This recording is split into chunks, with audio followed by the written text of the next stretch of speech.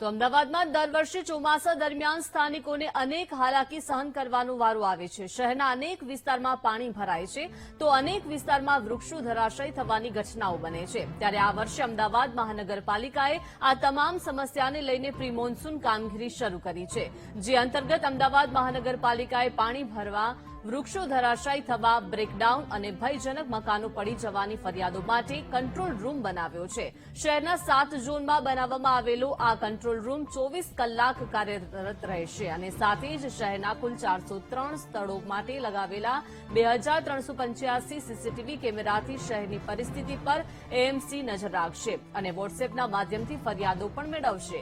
આ સાથે જ અમદાવાદમાં ચોમાસા પહેલા 63,735 કેચપીટની સફાઈ કરવામાં આવી છે। આ ઉપરાંત ખારીકટ કેનાલમાં ભરાતા પાણીનો નિકાલ કરવા 113 પંપો મૂકવા સાથે શહેરના વિશાળકાય વૃક્ષોનું ટ્રીમિંગ કરવામાં આવશે। સાથે જ ભારે વરસાદના સમયે સાબરમતી નદી પાસેના નીચાણવાળા વિસ્તારોમાં એલર્ટ આપવામાં આવશે, જે અંતર્ગત નીચાણવાળા વિસ્તારોમાં રેસ્ક્યુ બોટ અને હેવી કેપેસિટી ડિવોટરિંગ પંપ પણ મૂકવામાં આવશે। આ પ્રી મોન્સૂનની કામગીરી અંતર્ગત અમદાવાદ મહાનગરપાલિકા 25 થી 30 કરોડ રૂપિયાનો ખર્ચ કરશે।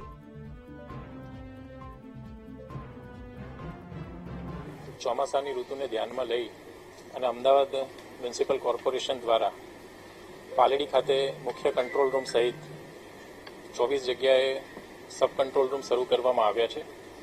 મુખ્ય કંટ્રોલ રૂમના નંબર 90 990 10 718, 90 990 18 38 1, 90 990 35 920, 90 613, 079 2658 2520/30 રાખવામાં આવેલા છે। આ ઉપરાંત શહેરીજનો વોટ્સએપના માધ્યમથી પણ ફરિયાદ કરી શકે તે માટેની સુવિધા કરવામાં આવેલી છે।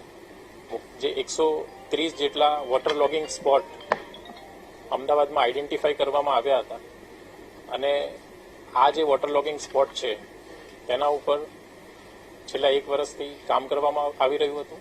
હાલમાં 102 જેટલા સ્થળોએ કામગીરી પૂરી કરવામાં આવી છે તથા બાકીના સ્થળોએ કામગીરી ચાલુમાં છે અને વહેલામાં વહેલી તકે આ કામગીરી 12 થી 15 જૂન સુધીમાં પૂર્ણ થાય તે પ્રમાણેનું આયોજન કરવામાં આવેલું છે।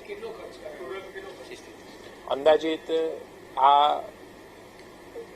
130 સ્થળો ઉપર જે કામગીરી કરવામાં આવેલી છે તેમાં 25 થી 30 કરોડ રૂપિયા જેટલો ખર્ચ કરવામાં આવેલો છે।